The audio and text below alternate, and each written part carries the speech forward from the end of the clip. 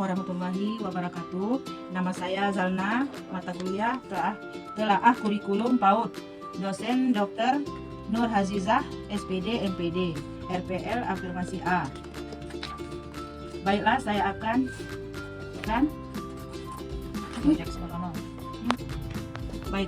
saya akan membacakan proyek sederhana dengan judul Model Kurikulum Montessori pada Pendidikan Anak Usia Dini. Bab 1, pendahuluan. Latar belakang. Pendidikan anak usia dini merupakan tahap penting dalam perkembangan anak. Pada masa ini, anak mengalami pertumbuhan dan perkembangan yang sangat pesat, sehingga membutuhkan stimulasi yang tepat. Salah satu model kurikulum yang banyak digunakan dalam pendidikan anak usia dini adalah model Montessori. Model Montessori dikembangkan oleh Maria Montessori, seorang dokter dan pendidikan dari Italia. Model ini menekankan pembelajaran yang berpusat pada anak, di mana anak diberikan kebebasan untuk memilih kegiatan sesuai minat dan kebutuhannya. Guru berperan sebagai pembimbing yang membantu anak belajar secara mandiri. B. Tujuan penulisan. 1. Menjelaskan pengertian model kurikulum Montessori. 2. Menjelaskan ciri khas, kelebihan, dan kekurangan model Montessori. 3. Memberikan contoh penerapan model Montessori dalam pembelajaran PAUD. 4. Menyampaikan refleksi tentang penerapan model Montessori di Indonesia.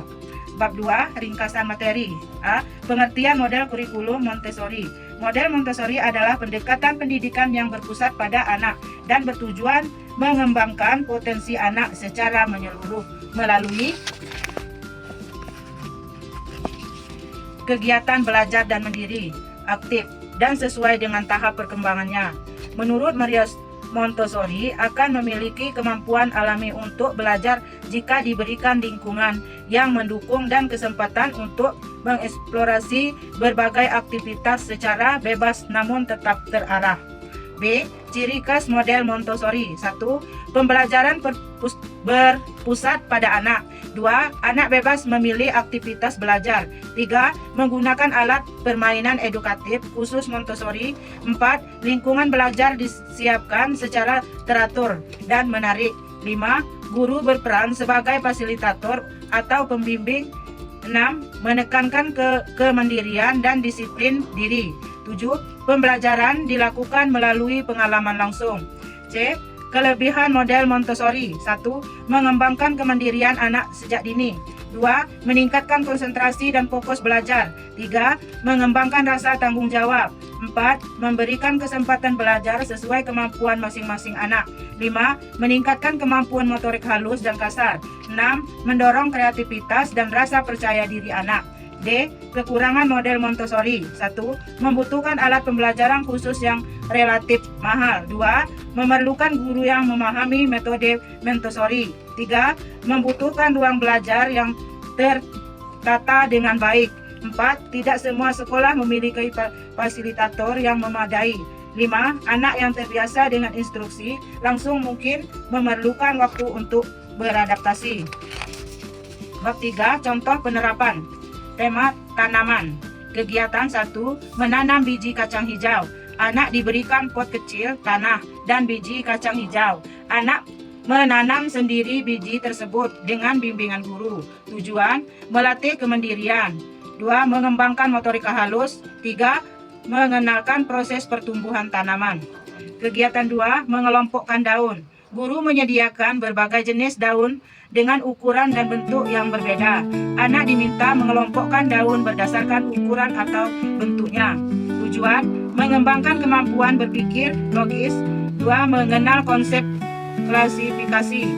Kegiatan 3. Menyiram tanaman. Setiap anak bertanggung jawab menyiram tanaman yang ada di kelas.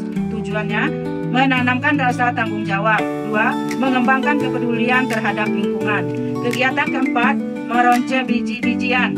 Anak meronce menggunakan biji-bijian yang telah disiapkan. Tujuan melatih koordinasi mata dan tangan. 3. Mengembangkan kreativitas.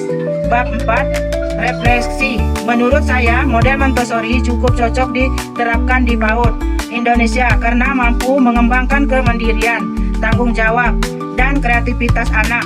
Model ini memberikan kesempatan kepada anak untuk belajar sesuai minat dan kemampuan sehingga proses belajar menjadi lebih menyenangkan. Namun, penerapan Montessori di Indonesia masih menghadapi beberapa tantangan. Salah satunya adalah keterbatasan sarana dan prasarana karena alat Montessori memerlukan biaya yang cukup besar.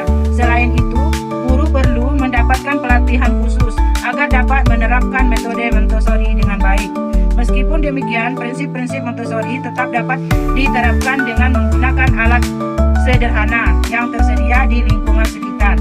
Dengan kreativitas guru, model ini dapat menjadi alternatif pembelajaran yang efektif bagi anak usia dini di Indonesia. Bab 5 kesimpulan, model Montessori merupakan model kurikulum yang berpusat pada anak dan menekankan pembelajaran mandiri melalui pengalaman langsung. Model ini memiliki berbagai kelebihan seperti mengembangkan kemandirian, konsentrasi, dan rasa tanggung jawab anak. Walaupun terdapat beberapa tantangan dalam penerapannya, model Montessori tetap relevan dan dapat diterapkan di PAUD Indonesia dengan penyesuaian terhadap kondisi sekolah dan lingkungan. Terima kasih. Itulah proyek sederhana saya. Lebih dan kurang saya mohon maaf. Wassalamualaikum warahmatullahi wabarakatuh.